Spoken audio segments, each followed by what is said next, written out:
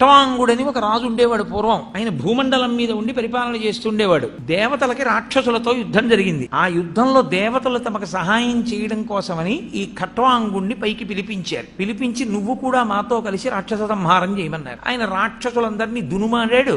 దానికి కొన్ని సంవత్సరముల కాలం పట్టింది. అంతా అయిపోయిన తర్వాత దేవతల దగ్గరికి వెళ్ళాడు. అందరినీ చంపేశానయా మీరు అప్పచెప్పిన వాళ్ళని, మీ అందరికీ సంతోషమా? సంతోషం. సరే అయితే నేను భూమండలానికి వెళ్ళిపోతున్నాను. ఓ సంతోషం, వెళ్ళిరా. సరే కానీ నీకేం కావాలి, మాకింత సాయం చేశావు అంటే ఆ ఖట్వాంగుడు అన్నాడు, మీ అనుగ్రహం నాకు కలిగింది కాబట్టి నాకు చెప్పండి, నా ఆయుర్దాయం ఇంకెంత ఉందని అడిగాడు. వాళ్ళు అన్నారు, ఏమనుకోకు, 2 ఘడియలు ఉంది ఇంకన్నారు. ఆయన అన్నాడు, చాలు, తరించడానికి తెలిసిపోయిందిగా అని అమాంతం దివ్య విమానంలో భూమండలం మీదకి వచ్చి, ఇదిగో మిమ్మల్ని అందరినీ కూడా ఇంకా మానసికంగా పరిత్యజించానన్నాడు. భార్యాబిడ్డల్ని చక్కగా ఆసనం వేసుకుని మనసుని స్థిరీకరించి శ్రీమన్నారాయణని యందు మనసు నిలబెట్టి శరీరాన్ని విడిచిపెట్టాడు. మోక్షానికి వెళ్ళిపోయాడు.